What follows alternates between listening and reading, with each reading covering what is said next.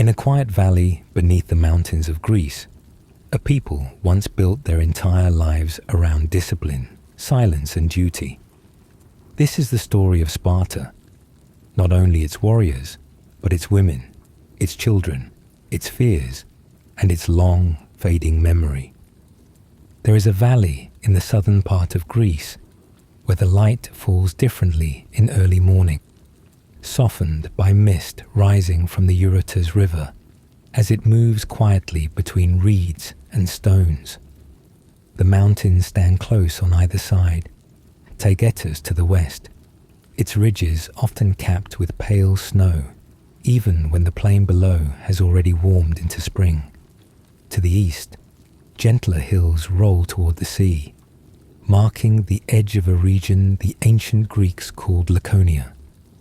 This is where our story begins, not with battle or command, but with land, water, and the long patience of a landscape that would shape an entire way of life. The valley itself is broad and fertile, cut through by the river that gave it life. Barley and wheat grew along its banks, and olive trees spread silver green across the lower slopes. Higher up, the mountains offered timber, pasture, and a natural wall against sudden invasion. This was a land that rewarded those who worked it patiently and defended it carefully, a place where survival depended on the same qualities that would later define its people: endurance, order, and a wary respect for the world beyond the ridges. Long before Sparta became a name spoken with awe or fear across the Mediterranean, this valley was already inhabited. Mycenaean settlements once stood here, connected to the distant world of Bronze Age palaces, of Mycenae and Pylos, of legends later gathered into Homeric epic. The Greeks who came after remembered this land as the home of Menelaus and Helen, a place tied to the oldest layers of myth. When later Spartans looked back at their origins, they did not see a blank page. They saw ruins, fragments, and half-remembered names, an inheritance of grandeur they felt obligated to equal or restore.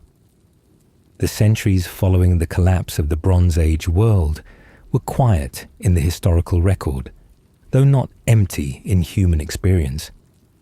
Communities dispersed, palaces crumbled, and the old networks of trade and tribute unraveled slowly across generations. Out of this uncertain period emerged a people who spoke a distinct dialect of Greek, later called Doric, and who claimed descent from a legendary migration led by descendants of Heracles. Whether this migration happened exactly as later stories described, or unfolded through slower, less dramatic movements of population, remains impossible to say with certainty. What matters is that by the 8th century before our era, a new order had begun to take shape in the valley of the Eurotas. Unlike other Greek cities, Sparta did not grow around a single fortified hill or a monumental temple complex visible from a great distance. It formed instead from several villages scattered along the river, each with its own hearths, its own small shrines, its own quiet rhythms of planting and harvest. There was no need, the Spartans would later say, for walls of stone when the courage of citizens formed a stronger defense.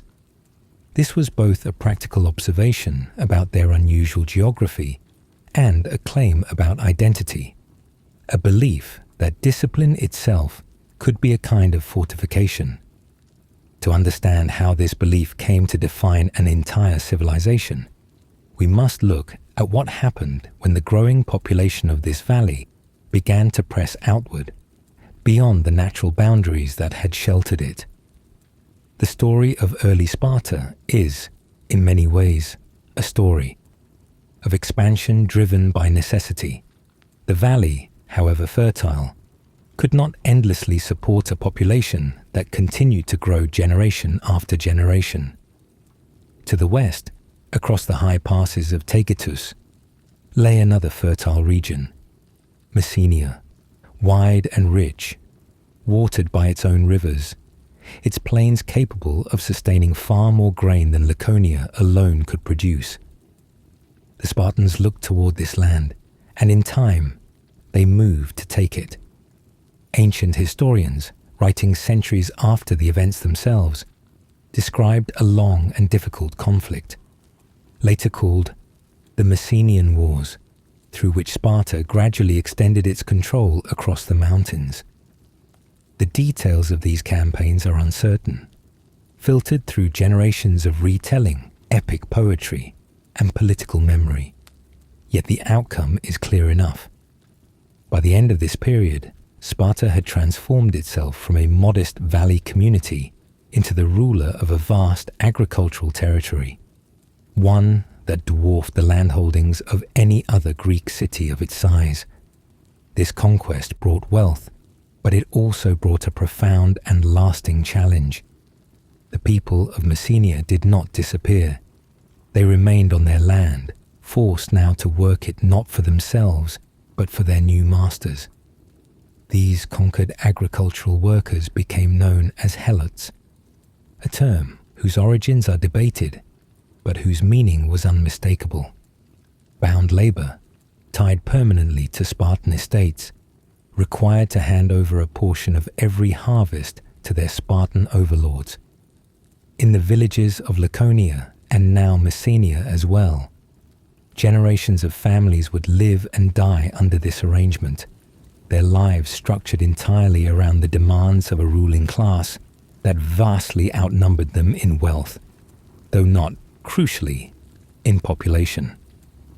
It is worth pausing here, in this quiet moment of early expansion, to consider what this arrangement actually meant for daily life. For the Spartan citizen, it meant something remarkable: the possibility of stepping away from the endless labor of farming that consumed most other Greek households. A Spartan man could, in principle, devote his time to military training, to public assemblies, to the communal meals and rituals that would come to define citizenship itself. This freedom from agricultural labor was, in the ancient Greek world, exceptional. Most citizens of most cities spent their lives divided between their farms and their public duties. Sparta offered its citizens a different possibility, though this possibility rested entirely on the labor of people who had no voice in the arrangement at all. This is one of the great paradoxes at the heart of the Spartan story, one we will return to many times throughout this exploration. The famous equality among Spartan citizens, the shared meals, the shared training, the shared rituals, existed only because of a profound and permanent inequality beneath it. The freedom of the few depended entirely on the subjugation of the many, and this dependence, once established, could never be entirely comfortable. It bred a particular kind of vigilance, a wariness that would eventually shape nearly every institution the Spartans built. As Sparta consolidated its hold over Laconia and Messenia, it also developed relationships with communities that lived nearby, but were not reduced to the status of Helots. These were the perioikoi, literally, those who dwell around, free inhabitants of various towns within Spartan-controlled territory, who retained local self-governance but owed military service and certain obligations to Sparta itself. Unlike the Helots, the perioikoi were not enslaved. They could own property, engage in trade, and manage their own communities. Many perioikoi towns became centers of craftsmanship, producing pottery, metalwork, and the bronze armor that would later equip Spartan soldiers on distant battlefields.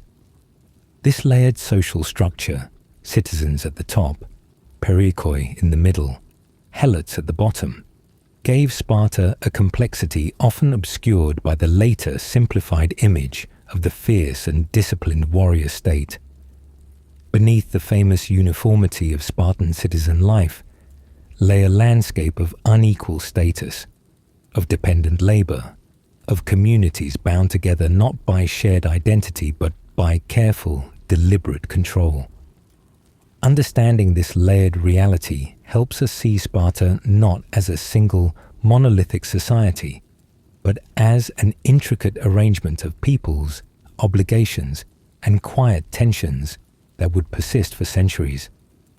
It was during this same formative period, sometime in the 8th or 7th century before our era, that Spartan tradition places the emergence of its most famous institutions. Later generations attributed these institutions to a single lawgiver, a figure named Lycurgus, whose historical existence remains genuinely uncertain.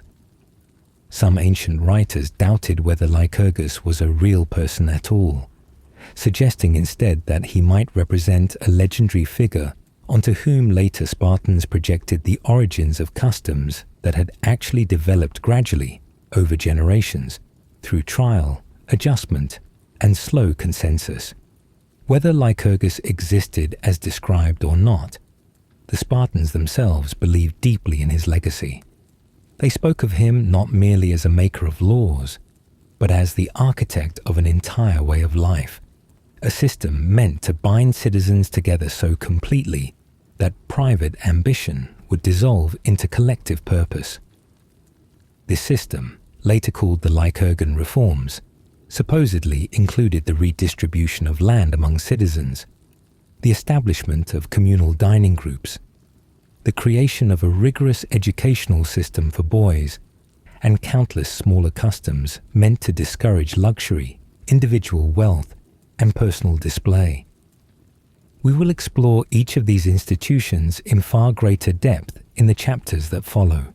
For now, it is enough to understand that this period, the 8th through 6th centuries before our era, represents the slow hardening of Sparta's distinctive character.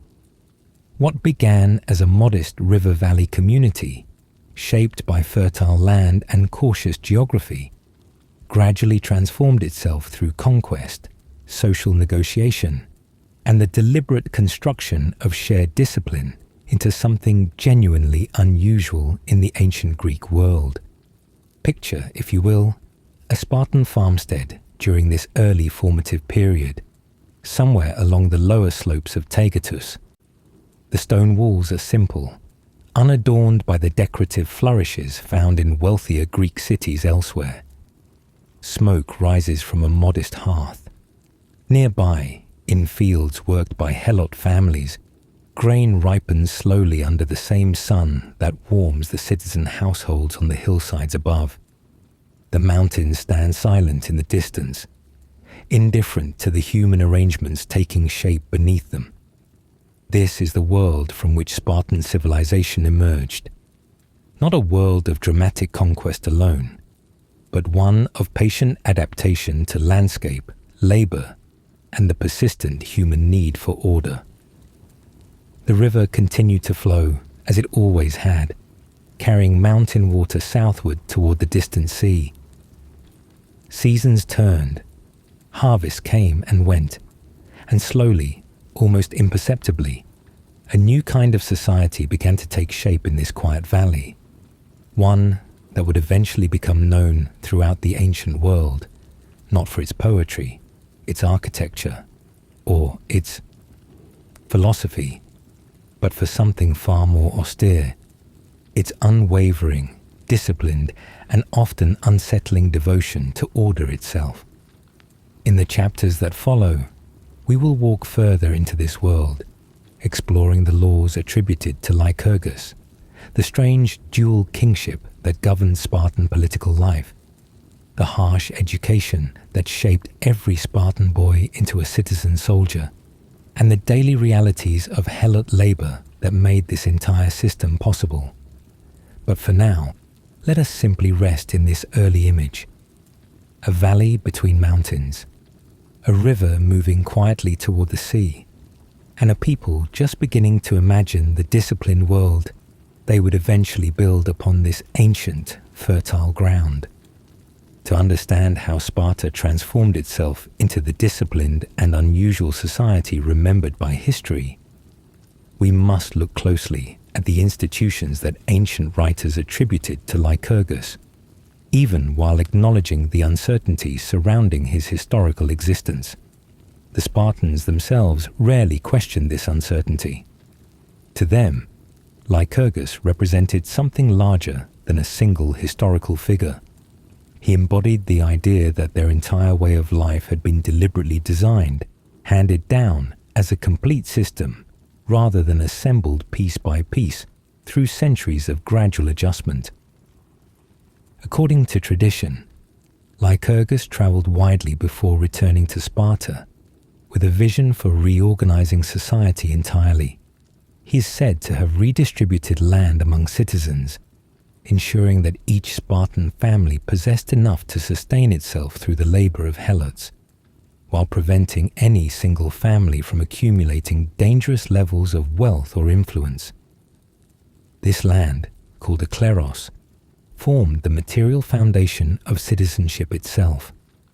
Without sufficient land to provide for the obligations of citizen life, a Spartan man could not maintain his place among equals. This system of land distribution, whatever its precise historical origins, reveals something important about Spartan values. Wealth was not eliminated from Spartan society, but its outward display was carefully restrained.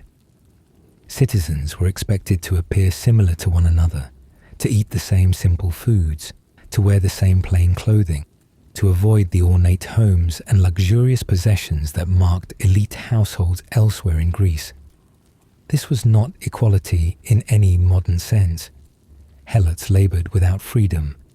Women were excluded from formal political power, and certain families still held greater influence than others. But among citizen men, a powerful ideal of similarity and restraint took root, one that shaped nearly every aspect of public life.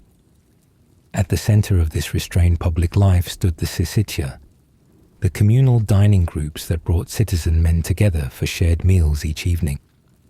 Each Spartan man belonged to one of these groups, contributing a fixed portion of grain, wine, cheese, and other foods from his own estate. The meals themselves were famously simple, built around a dark broth made from pork, blood, and vinegar, along with barley bread and modest portions of meat. Visitors from other Greek cities reportedly found this food nearly unbearable, accustomed as they were to more varied and refined cuisine. Yet the simplicity of the food was precisely the point. These meals were not occasions for indulgence, but for reinforcing bonds among citizens who would one day stand beside one another in battle. Older men shared stories and offered guidance to younger members of their dining group. Conversation moved slowly, without excessive boasting or ornate rhetoric. To speak briefly, clearly, and without unnecessary elaboration was considered a mark of proper Spartan character, a habit of speech later Greeks would call laconic, after the region itself. Failure to maintain one's contribution to these communal meals carried serious consequences. A citizen who could not provide his required share, whether through poverty, mismanagement, or misfortune, risked losing his full citizen status entirely. This reveals an important tension within Spartan society. For all its emphasis on shared identity and restrained wealth, citizenship itself remained fundamentally tied to property. A man without sufficient land could not fulfill his obligations, and without fulfilling those obligations, he could not remain among the equals who governed Sparta together. This tension would grow more significant over time, as we will see in later chapters, when unequal inheritance patterns gradually concentrated land into fewer hands and slowly eroded the citizen body that had once seemed so stable. But in these early centuries, the system functioned largely as intended, binding citizens together through shared meals, shared training, and shared restraint from personal luxury. Alongside these social institutions, Spartan tradition also credited Lycurgus with establishing the unusual political structure that would govern the city for centuries. At the heart of this structure stood the dual kingship, an arrangement in which two hereditary kings ruled simultaneously, each drawn from a different royal lineage. One house, the Agiads, and the other, the Eurypontids. Both claimed descent from the legendary hero Heracles, and both maintained ancient religious privileges tied to their royal status. This dual arrangement served several purposes within Spartan society. It preserved the prestige and ritual authority of monarchy, allowing kings to lead armies, perform sacred sacrifices, and occupy places of honor within religious ceremonies. Yet it also prevented any single king from accumulating unchecked power, since each monarch's authority was naturally balanced against the other.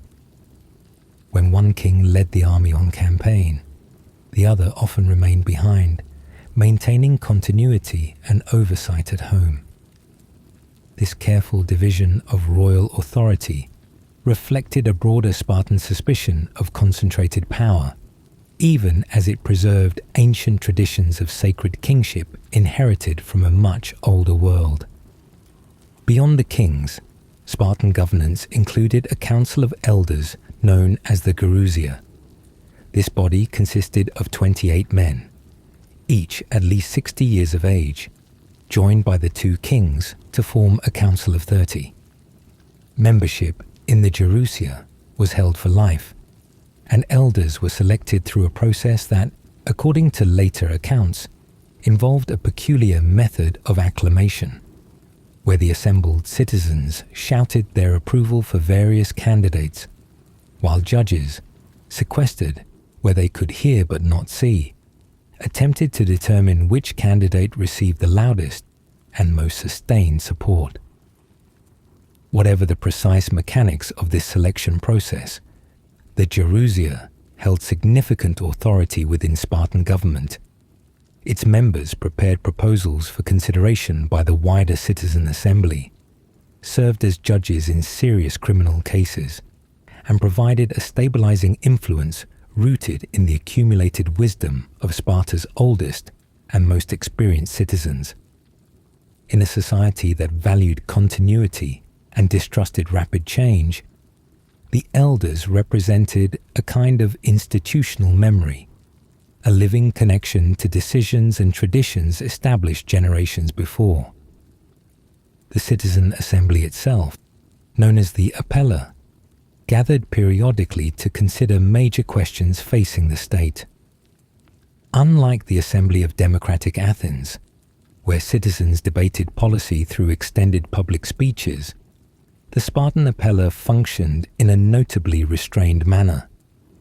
Citizens gathered to hear proposals already prepared by the kings, the elders, or eventually the ephors, and expressed their approval or disapproval primarily through shouting, rather than through open debate or amendment.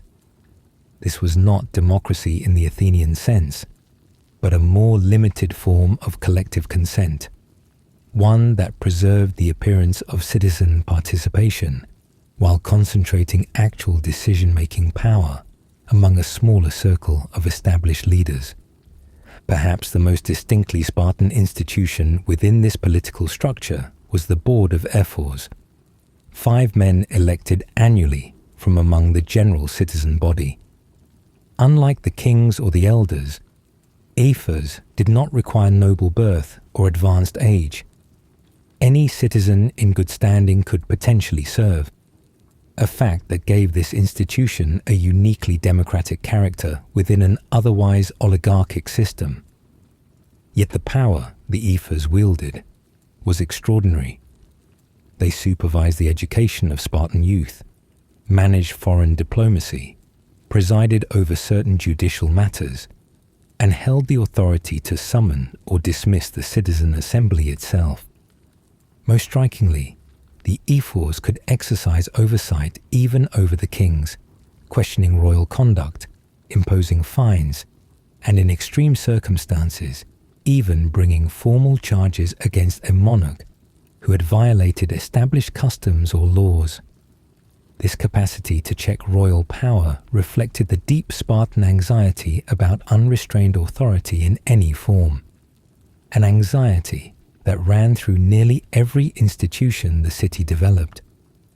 Kings possessed prestige and battlefield command, elders possessed accumulated wisdom and judicial authority, ephors possessed broad administrative oversight, and the citizen assembly possessed a limited but meaningful voice in major decisions.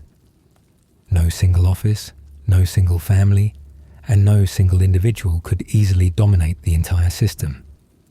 Each year, upon taking office, the ephors performed a ritual that reveals much about the underlying anxieties woven into Spartan society. They formally declared war upon the Helots, a strange and chilling ceremony that legally permitted any Spartan citizen to kill a Helot without fear of religious pollution or legal consequence. This annual declaration did not necessarily mean widespread violence occurred every year, but its mere existence speaks to a persistent, unspoken fear that ran beneath the surface of Spartan life. The very people whose labor sustained the entire citizen body were also regarded as a permanent, latent threat, one requiring continuous vigilance and, when necessary, quiet suppression. This fear connects directly to another unsettling institution associated with Spartan youth, the Crypteia. Ancient sources describe this practice in vague and troubling terms, suggesting that selected young Spartan men were sent out secretly into Helot territories, tasked with monitoring, intimidating, and in some accounts, removing Helots who appeared dangerous or rebellious. Whether the Crypteia functioned as a regular organized institution or represented occasional, more informal practices remains debated among historians. What is clear is that its existence in the ancient sources reflects a genuine undercurrent of anxiety that shaped Spartan attitudes toward the population living beneath them. It is important to pause here and consider what this fear actually meant for the texture of daily Spartan life. Citizens who dined together, trained together, and governed together did not live in a peaceful pastoral world free from concern. They lived atop a foundation they knew to be unstable, sustained by people who vastly outnumbered them and who had every reason to resent their subjugation. This awareness shaped Spartan culture in ways that extended far beyond formal institutions. It influenced how citizens raised their children, how they trained for war, and how they understood their own identity as a people whose survival depended on constant readiness. The Spartans came to describe their political ideal using the term eunomia, meaning good order or good governance. This was not merely an abstract philosophical concept, but a practical necessity born from genuine anxiety about instability. Eunomia meant that each person understood and accepted their place within the social hierarchy. Citizens governing, perioikoi contributing skilled labor and military service, helots providing agricultural production, and women managing households, while men devoted themselves to communal and military duties. When this order held firm, Sparta demonstrated remarkable internal stability, avoiding many of the violent political upheavals that periodically convulsed other Greek cities. Yet this same order depended on continuous reinforcement through ritual, education, and social pressure. It was never simply assumed or taken for granted. Every communal meal, every religious festival, every stage of a boy's education, and every annual ritual performed by the ephors served to reinforce this fragile arrangement, reminding citizens of their obligations to one another and to the collective whole. Even the physical spaces of Spartan life carried this reinforcement quietly within them. The modest houses, the shared training grounds, the sanctuaries scattered across the valley where citizens gathered to renew their sense of common purpose beneath the watchful presence of the gods. Consider for a moment an evening within one of these dining halls, somewhere along the outskirts of Sparta, as dusk settles over the Eurotas Valley, a group of men, ranging from youths recently admitted to full citizenship to elders whose faces bear the weight of decades of service, sit together on simple benches. The broth is passed from hand to hand, dark and unremarkable, and conversation moves in low, measured tones. There is no music here, no elaborate entertainment of the kind found in the Sympsia of Athens or Corinth. There is only the steady rhythm of shared presence, the quiet reassurance of belonging to something larger than oneself. Outside, the first stars begin to appear above the darkened ridges of Tegetus, and somewhere beyond the walls of the city, in the scattered villages of the countryside, Helot families are finishing their own evening meals, their lives bound to a different rhythm entirely, one of labor rather than leisure, of obligation rather than shared civic identity. This contrast between the citizen at rest within his dining hall and the Helot laboring beneath a system he did not choose sits at the very heart of what made Sparta so distinctive and so troubling among the cities of ancient Greece. The order that citizens celebrated as eunomia was, from another vantage point entirely, simply the architecture of control, sustained through law, ritual, and when necessary, quiet violence. Both realities existed simultaneously, inseparable from one another, two sides of the same carefully constructed world. In the chapters that follow, we will explore in greater detail how this order was instilled from the earliest years of childhood, through the rigorous and often unforgiving system known as the Agoge, and how women, too, played an essential, though frequently overlooked role in sustaining this distinctly Spartan vision of a well-ordered society. We will walk through the training grounds where boys learn to endure hunger and cold, through the households where women manage property and influence unusual among Greek women elsewhere, and eventually toward the battlefields, where this entire system would be tested against the armies of Persia and the rival ambitions of Athens. For now, let us simply sit with this image. A small circle of elders gathered beneath the evening sky, two kings seated among them, 5 ephors watching quietly from positions of considerable though understated power, and beyond them, spread across the fields of Laconia and Messenia, countless Helot families whose quiet, unacknowledged labor made this entire elaborate structure possible. This was the architecture of Spartan governance, intricate, carefully balanced, and always shadowed by the awareness of how easily such careful balance might one day break. The river continued its slow path toward the sea, indifferent to the human arrangements unfolding along its banks, carrying with it the same patient rhythm that had shaped this valley long before any law was written, and would continue long after the last Spartan citizen had taken his place in the quiet halls of memory. There comes a moment in every Spartan boy's life when childhood, in the gentle sense that word carries elsewhere, quietly ends.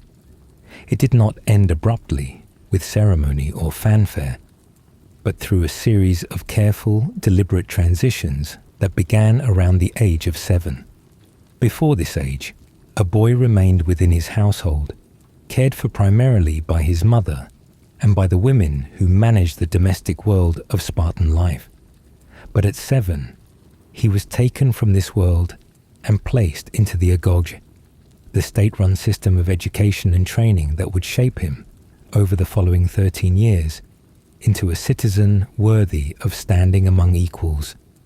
To understand the Agoge, we must first set aside certain assumptions drawn from later, more sensationalized retellings of Spartan life. This was not simply a brutal proving ground designed to produce fearless killers.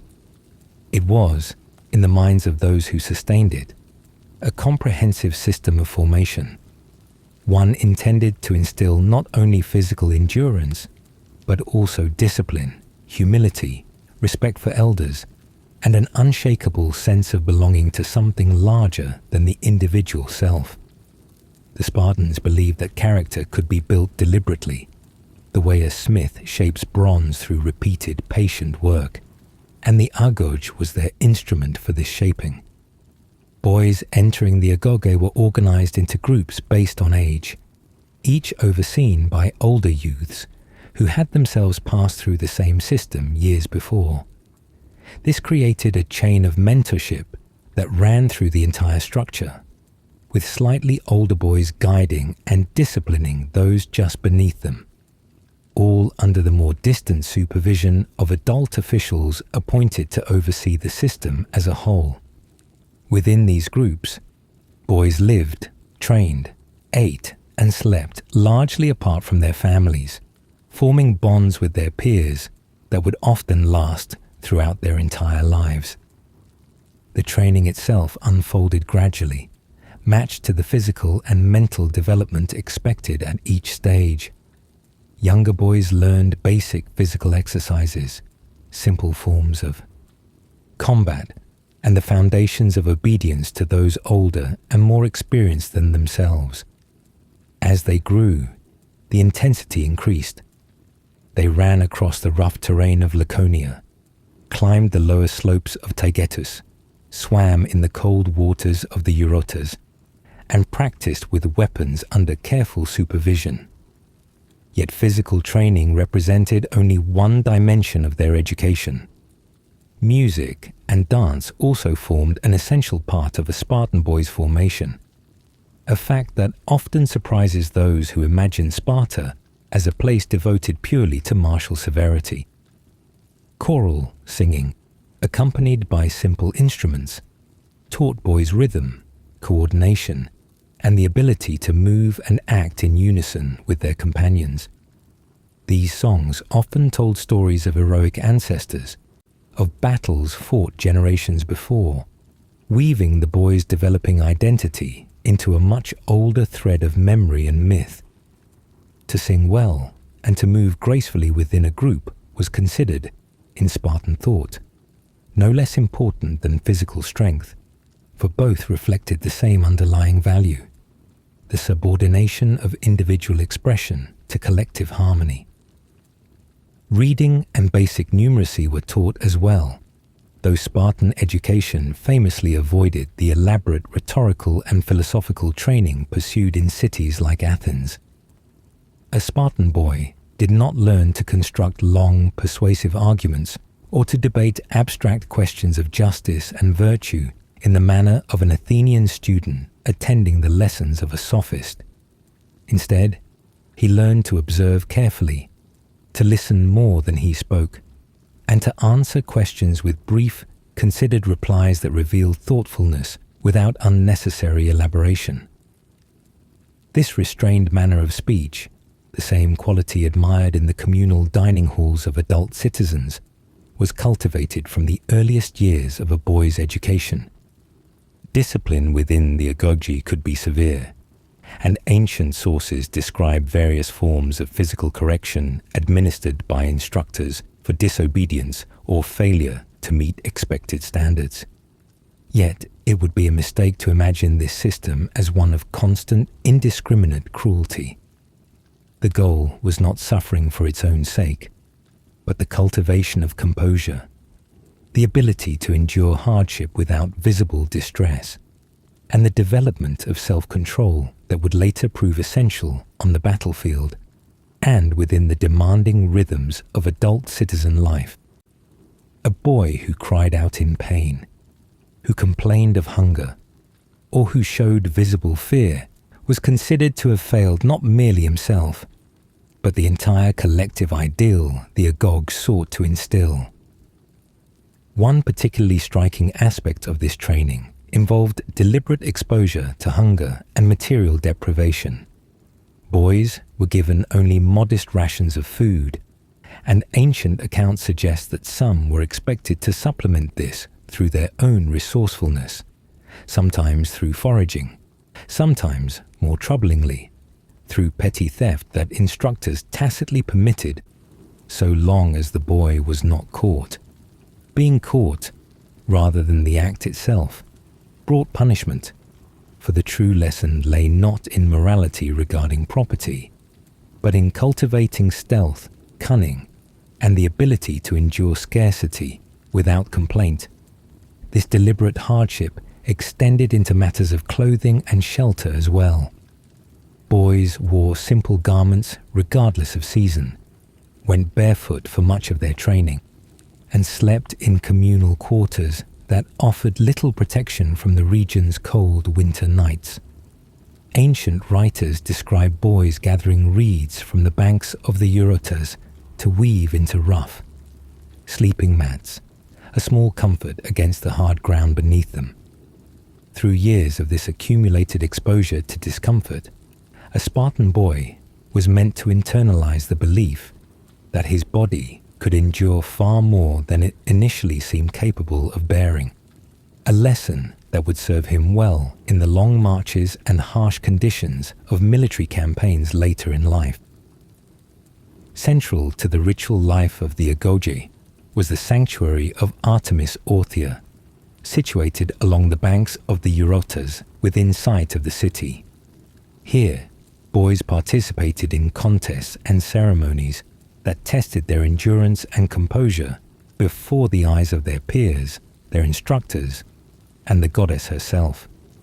Later sources, writing well after the classical period, describe particularly severe trials associated with this sanctuary, though the extent to which these later, more dramatic accounts reflect earlier practice remains a matter of scholarly debate. What is clear is that the sanctuary held deep significance within the ritual calendar of Spartan youth, a sacred space where physical trial and religious devotion intertwined. As boys progressed through the stages of the Agoge, they gradually took on greater responsibility for training and disciplining those younger than themselves. By their late teenage years, they occupied an important position within this chain of mentorship, serving as a bridge between the youngest boys just entering the system and the fully adult citizens who had completed their formation years before. This gradual assumption of responsibility mirrored the broader Spartan belief that authority should be earned through demonstrated capability and years of accumulated experience, rather than granted purely on the basis of birth or wealth. Around the age of 20, a young Spartan man reached a critical threshold in his path toward full citizenship. He became eligible for admission into one of the Syssitia, the communal dining groups that formed the social core of adult Spartan life. And only through acceptance into one of these groups could he achieve the complete status of a citizen in good standing. This admission was not automatic. Existing members of each dining group voted on whether to accept a new candidate, and rejection, though presumably uncommon for those who had successfully completed their training, remained a genuine possibility that added yet another layer of social pressure to an already demanding process. Even after admission into a Syssitia, a young Spartan man's life remained closely bound to his military age group for years to come.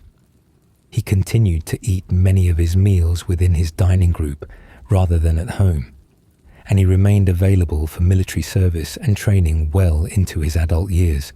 Marriage, though legally permitted once a man reached his 20s, did not immediately transform his daily rhythm in the way it might have for a young man in Athens or Corinth.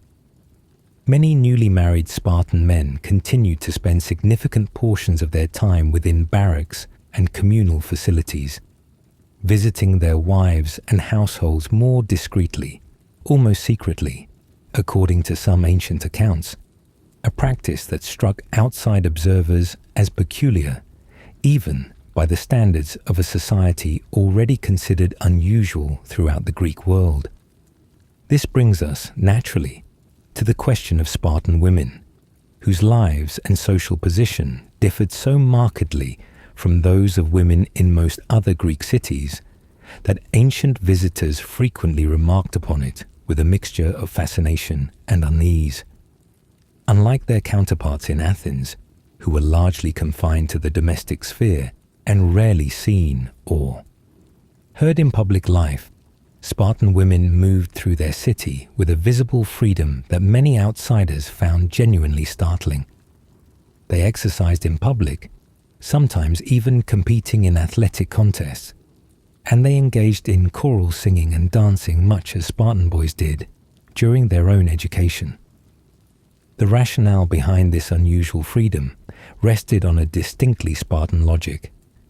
If the state required strong, capable citizens to serve as soldiers and maintain its demanding way of life, then the mothers who would bear and raise these future citizens needed to be strong and capable themselves.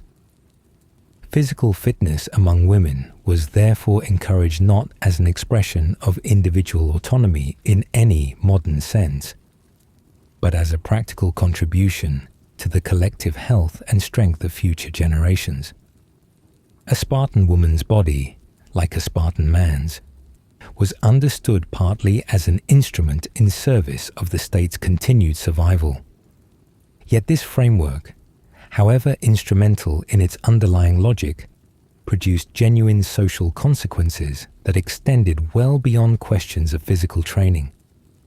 Spartan women married later than their counterparts in other Greek cities, often in their late teens rather than in early adolescence, a difference ancient writers attributed partly to the belief that mature women produced healthier children. They also retained significant control over property and household management, particularly during the long periods when their husbands remained occupied with military training, campaigns, or communal dining obligations away from the home.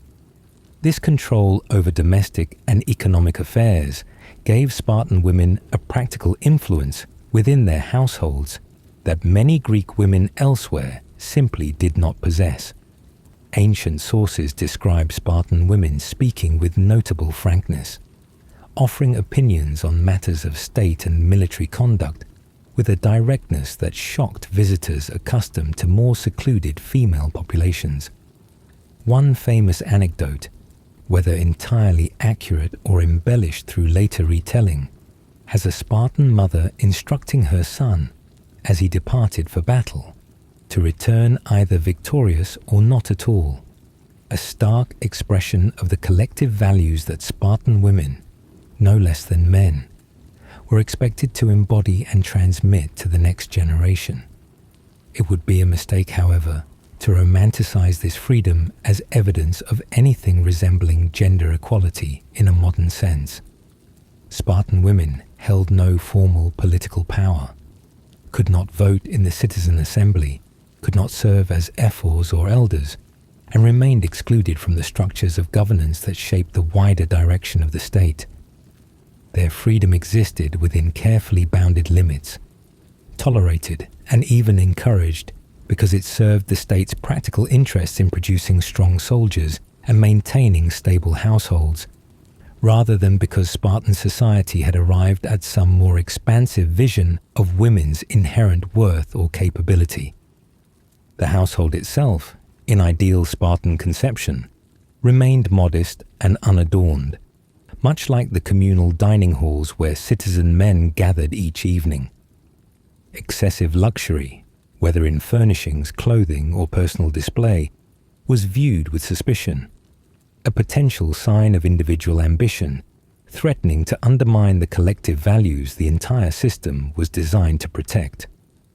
This suspicion of luxury extended even to matters of currency and trade, with Spartan tradition holding that the state deliberately maintained a cumbersome, iron currency, difficult to accumulate in large quantities, precisely to discourage the kind of private wealth accumulation that might erode the citizen body's carefully maintained equality. Through childhood shaped by the rigorous demands of the Agoge, through marriage patterns and household arrangements that gave women unusual, though carefully bounded influence, and through a broader cultural suspicion of individual display and private luxury, Spartan society sought to create something genuinely rare in the ancient world: a citizen population bound together by shared experience, shared restraint, and a shared sense of obligation, extending across every stage of life, from the earliest years of a child's formation to the final responsibilities of an elder guiding the generation that would eventually succeed him. Beyond the fields of Laconia, past the ridges that marked the boundary of Spartan authority, lay a land that would come to define much of what Sparta became. Messenia stretched wide and fertile, its plains catching the western light in long golden stripes each evening. This was a country of rivers and orchards, of villages that had once governed their own affairs, their own festivals, their own quiet continuities of family and harvest. When Sparta turned its attention here, the shape of an entire civilization began to change, not only for the conquered, but for the conquerors as well. The wars that brought Messenia under Spartan control unfolded across generations, remembered later in fragments of poetry and half-legendary accounts. What survived in memory was not a precise chronicle, but an impression: prolonged resistance, difficult terrain, and an eventual submission that reshaped the balance of power across the southern Peloponnese. The Messenians, who remained on their land, did not vanish. They stayed, bound now to fields they no longer owned, laboring under terms they had not chosen. This was the beginning of the Helot system in its fullest form, though its origins in Laconia may have predated the Messenian conquest itself. Whatever its precise historical development, by the time Sparta reached the height of its power, Helots worked the majority of agricultural land across both Laconia and Messenia.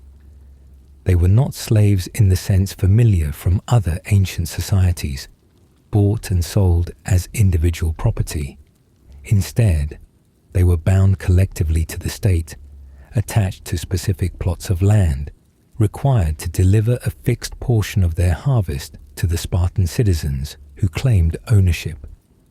This distinction mattered, though perhaps less to the Helots themselves than to later historians attempting to categorize their condition. A Helot family might remain on the same land for generations, developing a kind of rootedness that differed from the uprooted displacement often associated with slavery elsewhere.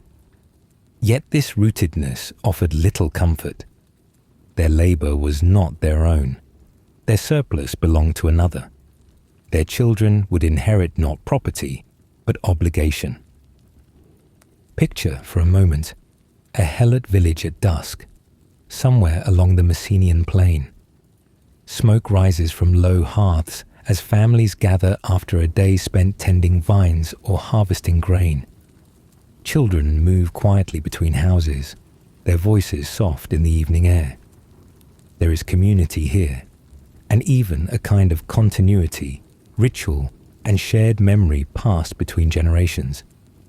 Yet above this quiet domestic scene hovers an awareness that can never fully be set aside, that their labor sustains a citizen class that regards them, at best, with cautious tolerance, and at worst, with active suspicion.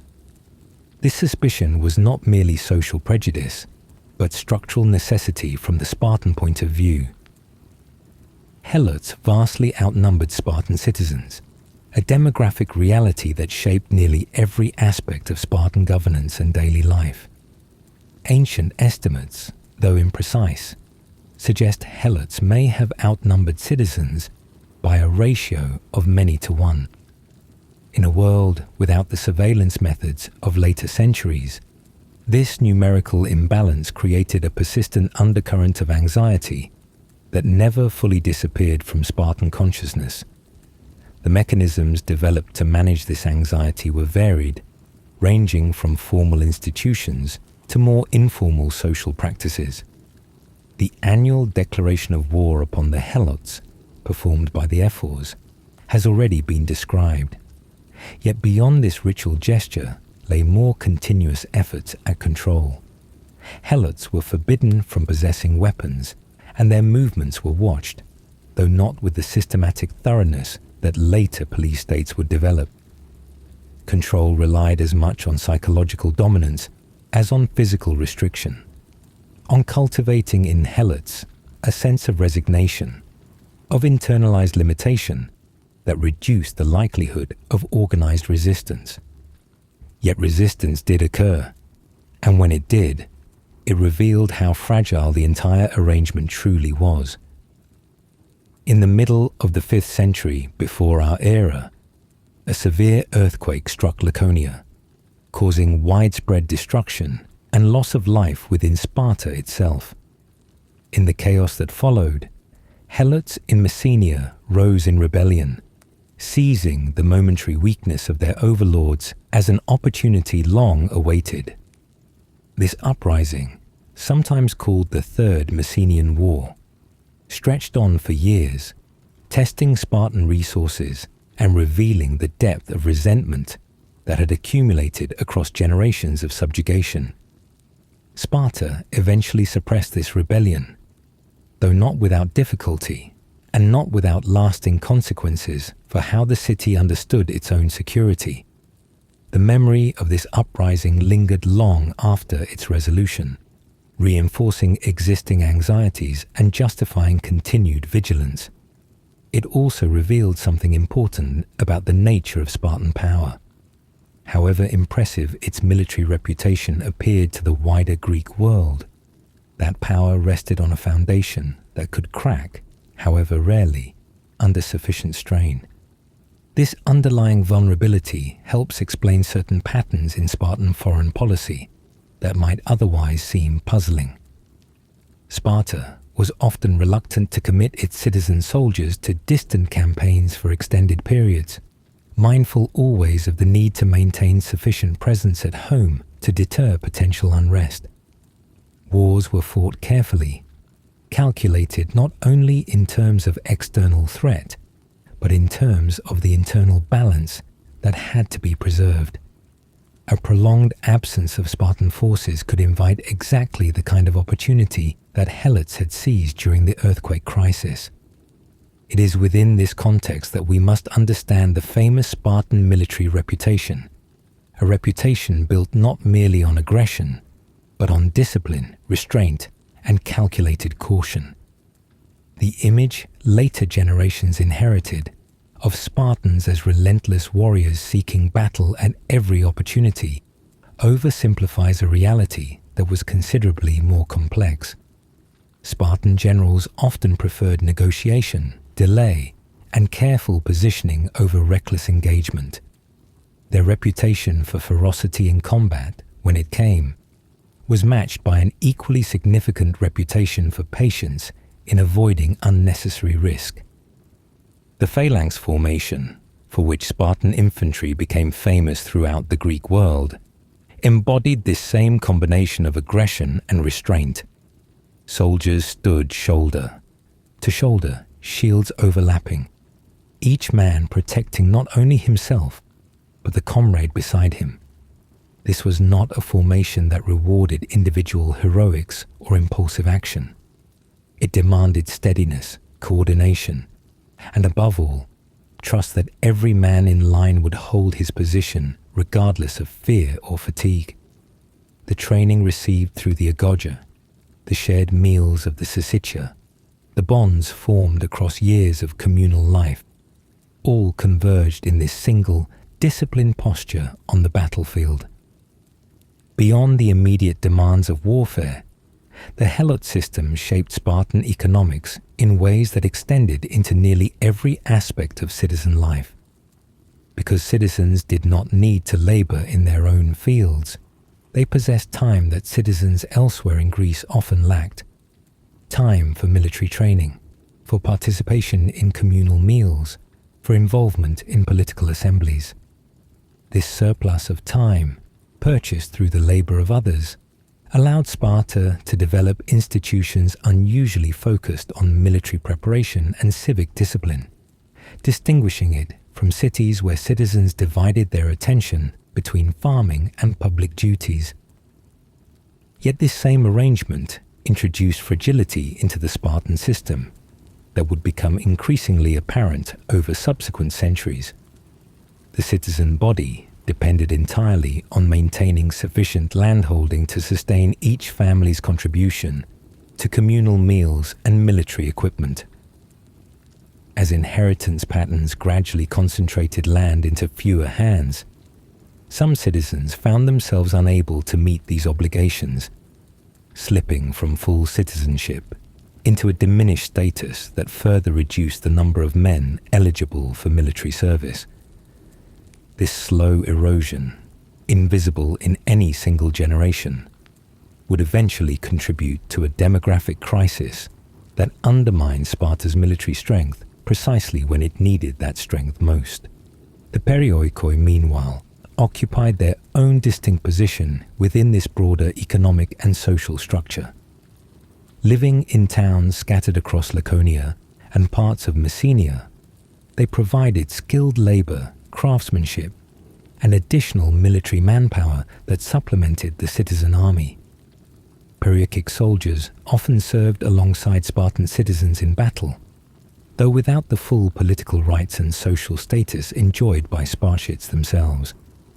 Their loyalty, while generally reliable, was not identical to the deep communal identification that bound citizen Spartans to their state, adding another layer of complexity to the delicate balance Sparta needed to maintain. Religious ritual wove through all of these relationships, providing a language through which anxiety, hierarchy, and obligation could be expressed and managed. Sacrifices before military campaigns sought divine favor for the citizen army, while other rituals reinforced boundaries between citizen Perioikos and Helot. Festivals honoring gods such as Apollo, Artemis, and various local heroes brought different segments of Laconian society together in shared observance, even as underlying distinctions of status remained firmly in place. These moments of collective religious experience offered a kind of temporary unity that masked, without erasing, the deeper divisions structuring daily life. As evening settled over the Messenian plain, and Helot families returned from their fields to modest homes scattered among ancient olive groves, the quiet rhythms of agricultural life continued much as they had for generations. Children fell asleep to familiar sounds, parents spoke in low voices about harvests and weather, and somewhere in the distance, unseen, but always present, Spartan authority maintained its careful watch. This was the hidden foundation beneath Sparta's celebrated discipline and military reputation, a foundation built from labor, endurance, and a fear that ran in both directions. The fear that Helots might one day rise, and the fear, quieter but equally persistent, that citizens might one day lose the very system upon which their entire way of life depended. In the early years of the 5th century before our era, a new kind of danger appeared on the horizon of the Greek world, one unlike anything Sparta had faced within its own peninsula. Far to the east, the Persian Empire had grown into a power of staggering scale, its territories stretching from the Aegean coast to the mountains of Central Asia. When Persian forces began moving against the Greek mainland, the scattered cities of Greece faced a threat that dwarfed their usual rivalries with one another. It was in this context that Sparta's military reputation would be tested on a stage far larger than the valleys of Laconia and Messenia. The first great Persian invasion, arriving in the final decade of the 6th century and continuing into the early 5th, ended famously at Marathon, where Athenian forces held the invaders back largely without Spartan assistance, a fact that would linger quietly between the two cities for years afterward. But it was the second invasion, launched by King Xerxes roughly a decade later, that would produce the moment for which Sparta became most enduringly remembered. As the Persian army advanced along the eastern coast of Greece, a small allied force gathered to block its path at a narrow pass between mountain and sea, a place called Thermopylae.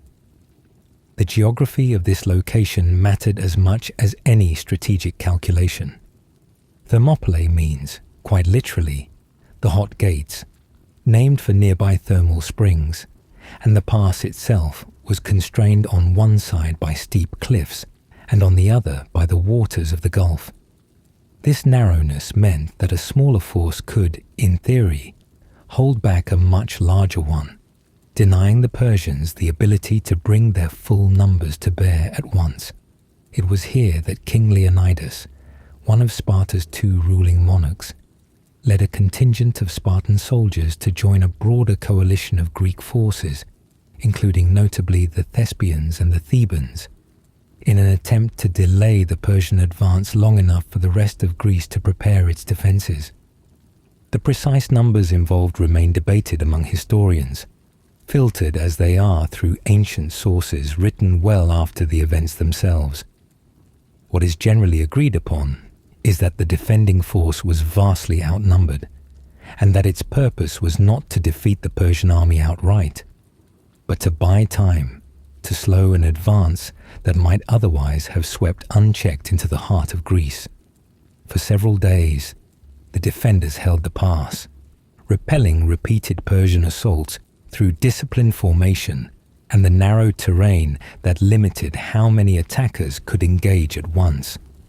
The turning point came when a local guide revealed a mountain path that allowed Persian forces to circle behind the defenders, threatening to surround them entirely. Upon learning of this, Leonidas made the decision that would define his legacy and, in many ways, come to symbolize the entire Spartan ethos.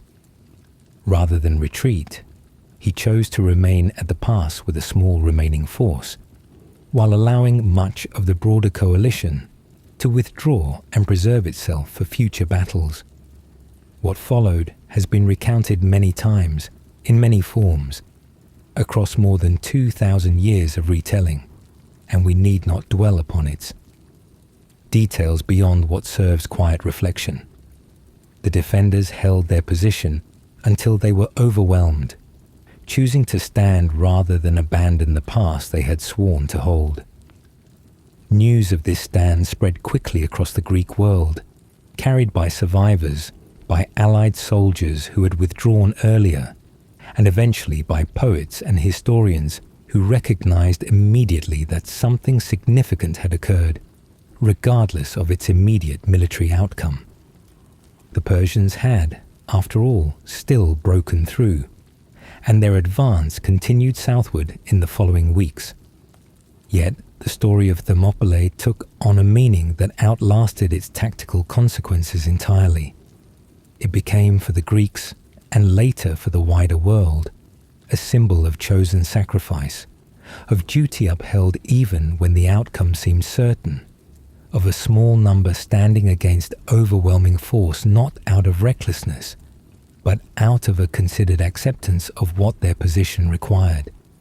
Herodotus, writing decades later, preserved various accounts and legends surrounding the battle, including verses said to have been inscribed near the site, describing travelers being asked to tell those at home that here men lay who had obeyed their orders faithfully. Whether every detail of these later accounts reflects precise historical accuracy matters less than the fact that Sparta's contemporaries and Sparta's descendants chose this moment to represent something essential about their identity. The disciplined restraint cultivated through the Agoge, the willingness to place duty above individual survival, the quiet acceptance of hardship without complaint, all found their most vivid expression in this single, doomed stand at a narrow mountain pass.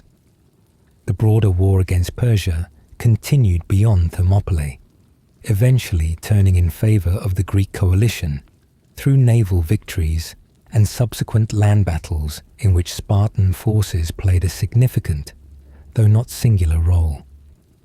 The eventual withdrawal of Persian forces from mainland Greece left the Greek cities in a position of renewed confidence, and Sparta emerged from these conflicts with its military reputation considerably enhanced, its name now associated throughout the Mediterranean world with disciplined, almost mythic resistance against impossible odds. Yet this reputation, however earned, existed alongside more complicated political realities that would shape the following decades.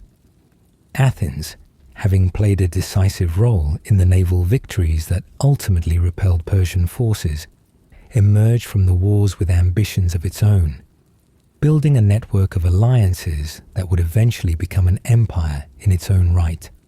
Sparta watched this development with the same wary caution it applied to nearly every question of power and stability. Two very different visions of Greek civilization. Athens open, commercial, culturally expansive, and increasingly democratic, and Sparta closed, disciplined, agriculturally rooted, and resolutely oligarchic, now stood as the two dominant forces within the Greek world, their rivalry simmering beneath the surface of an uneasy peace. This rivalry eventually erupted into the prolonged conflict historians would later call the Peloponnesian War, a struggle that consumed decades and drew nearly every Greek city into one alliance or another. The war unfolded slowly, marked by periods of active campaigning interspersed with uneasy truces, by naval engagements far from Spartan shores, by the devastating plague that struck Athens and altered the course of the conflict in ways no strategist could have anticipated. Sparta's approach to this long struggle reflected the same patient caution that had characterized its military philosophy for generations, favoring land campaigns that played to its traditional strengths while gradually developing, somewhat reluctantly, a naval capacity it had never previously prioritized. The war's final phase brought Sparta into an uncomfortable alliance with Persia itself, the very empire it had resisted at Thermopylae, now providing financial support that allowed Sparta to build the fleet necessary to finally defeat Athenian naval power. This alliance reveals something important about the pragmatic calculations that underlay even Sparta's most idealized moments of resistance. Principle and necessity did not always align neatly, and Spartan leaders, whatever their city's reputation for unwavering discipline, proved willing to make difficult compromises when survival and victory demanded it. Athens fell in the year 404 before our era, its walls partially dismantled, its empire dissolved, its fleet destroyed. Sparta stood briefly as the unquestioned dominant power across the Greek world, a position it had never previously held and, as it would soon discover, was poorly equipped to sustain.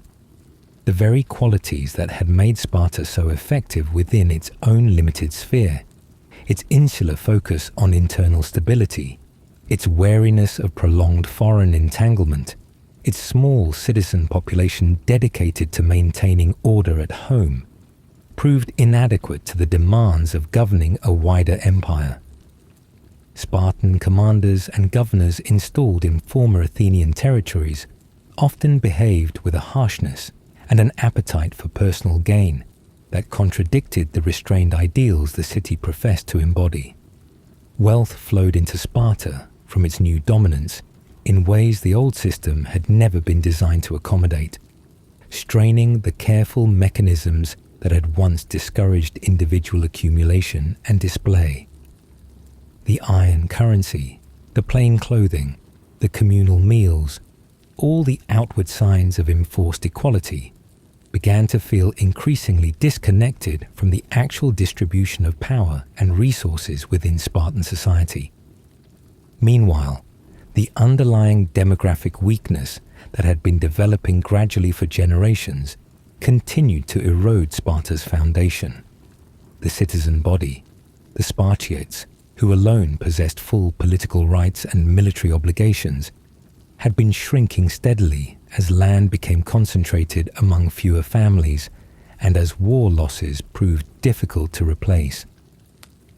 By the early 4th century, the number of full citizens capable of meeting their obligations to the Syssitia and the phalanx had declined to a fraction of what it had been in earlier centuries, even as Sparta's political responsibilities across the Greek world had expanded dramatically. This contradiction between diminishing internal resources and expanding external ambition created a fragility that other Greek powers eventually recognized and exploited. Thebes, in particular, emerged as a rising challenger, developing under a general named Epaminondas a new approach to phalanx warfare that would ultimately expose the vulnerabilities hidden beneath Sparta's still formidable reputation. The confrontation between these two powers would arrive at a place called Leuctra, and its outcome would send tremors through the entire structure that generations of Spartans had worked so carefully to construct and preserve. Chapter 6. The battlefield at Leuctra lay in the rolling countryside of Boeotia, a landscape of modest hills and open plains far removed from the mountains of Laconia. It was here, in the year 371 before our era, that the long accumulating fractures within Sparta's military and social system finally broke into the open. The Theban general Epaminondas had studied Spartan tactics carefully, and rather than meeting the famous phalanx with a mirrored formation of equal strength across the line, he concentrated his best troops in extraordinary depth on one flank, a deliberate departure from convention that Spartan commanders, trained in generations of traditional engagement, had not fully anticipated. The battle itself unfolded with a swiftness that belied the decades of tension leading toward it. The concentrated Theban force overwhelmed the Spartan right, where King Cleombrotus commanded in person, and in the chaos that followed, the king himself was killed along with a significant portion of Sparta's remaining citizen soldiers. This was not simply a tactical defeat. It represented the loss of men Sparta could no longer easily replace, a blow that struck directly at the demographic weakness that had been quietly deepening for generations. The myth of Spartan invincibility, cultivated since Thermopylae and reinforced through decades of victory during the Peloponnesian War, dissolved in a single afternoon. News of the defeat traveled back to Sparta itself, and ancient accounts describe a city attempting, with characteristic restraint, to absorb the shock without visible collapse. Mothers of the fallen were said to walk through the streets with quiet composure, while mothers of survivors who had fled the battlefield reportedly showed greater distress. So deeply had the ideal of dying honorably in battle been woven into Spartan identity across centuries of careful cultivation. Whether every detail of these accounts reflects precise historical truth matters less than what they reveal about the values Sparta had spent generations instilling. Values now tested against a defeat the old system had never prepared its citizens to absorb. The consequences of Leuctra extended far beyond the immediate battlefield losses. Emboldened by Sparta's vulnerability, Theban forces under Epaminondas marched into the Peloponnese itself, an invasion of territory that had remained largely untouched by foreign armies for centuries.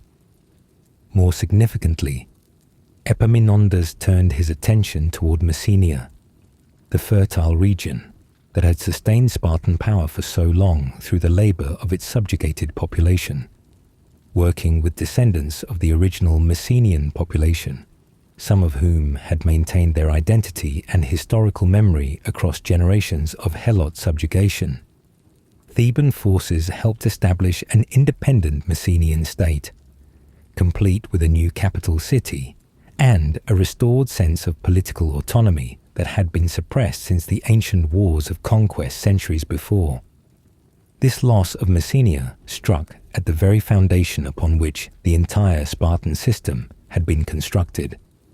Without the agricultural output of Messenian land, Spartan citizens could no longer sustain the economic independence that had allowed them to devote themselves entirely to military training and communal civic life.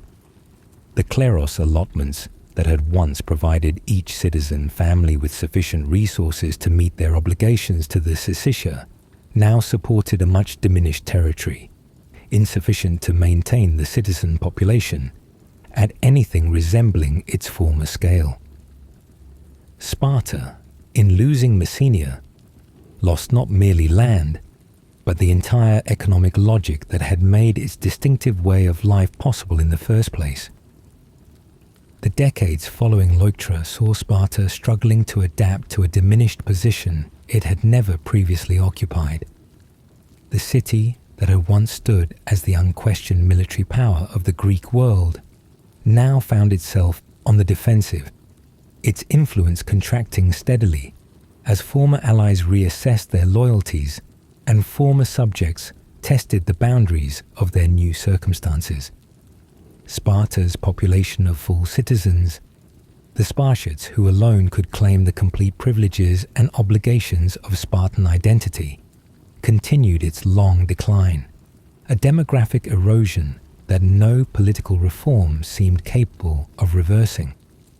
Various attempts at renewal emerged across the following century, some seeking to redistribute land more broadly among citizens, others attempting to relax the strict requirements for citizenship that had gradually excluded so many descendants of once eligible families. These reforms met with mixed success, and Sparta never fully recovered the demographic and economic foundation that had sustained its earlier centuries of prominence. The city persisted, its institutions continuing in modified form, its reputation for discipline and endurance still commanding a certain respect across the Greek world.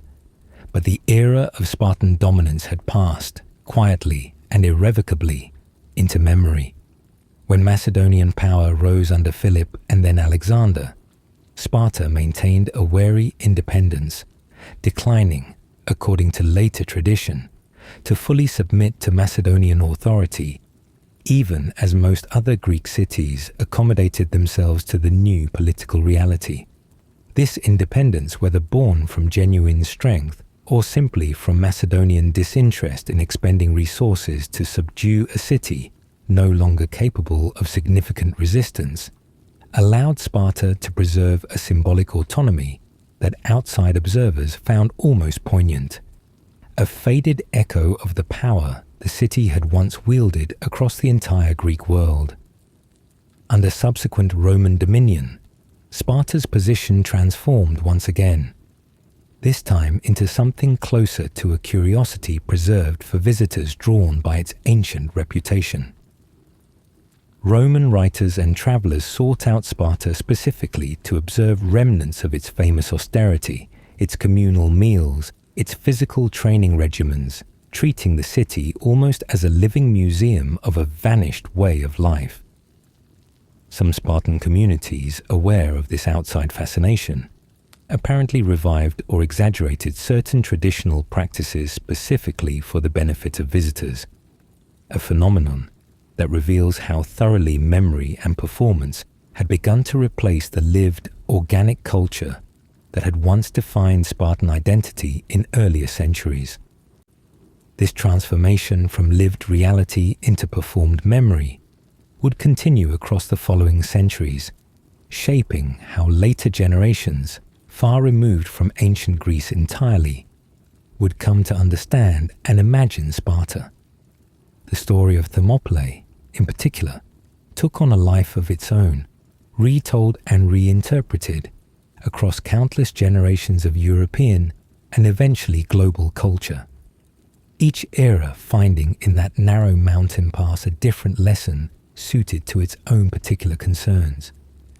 Sometimes Sparta became a symbol of noble sacrifice against overwhelming odds, sometimes a cautionary example of militaristic society taken to its logical extreme, sometimes simply a source of dramatic spectacle divorced almost entirely from historical context.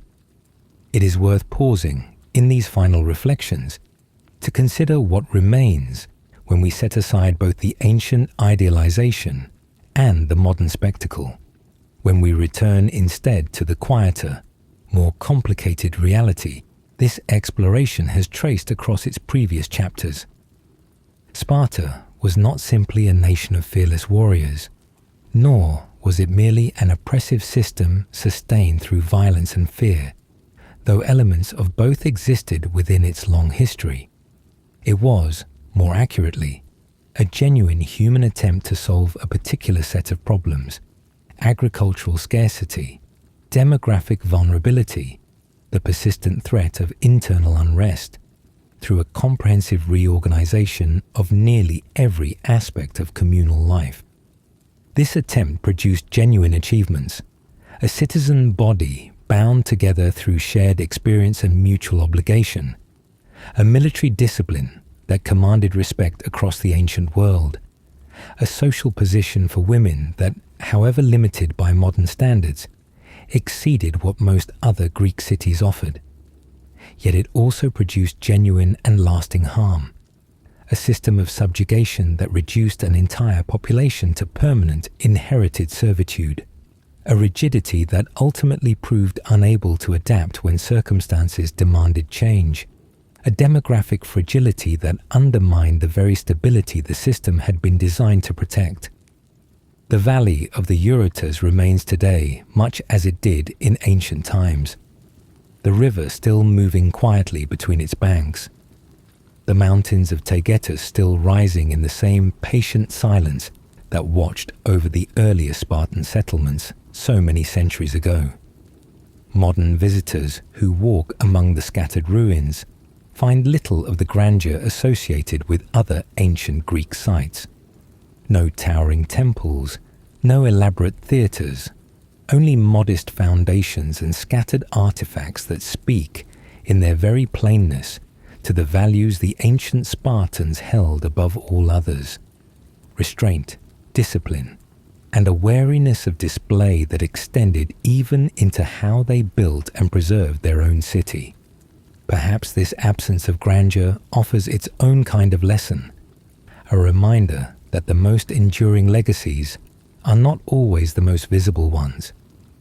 Sparta left behind no great philosophical school, no lasting architectural monument, no body of literature comparable to what Athens produced during the same centuries.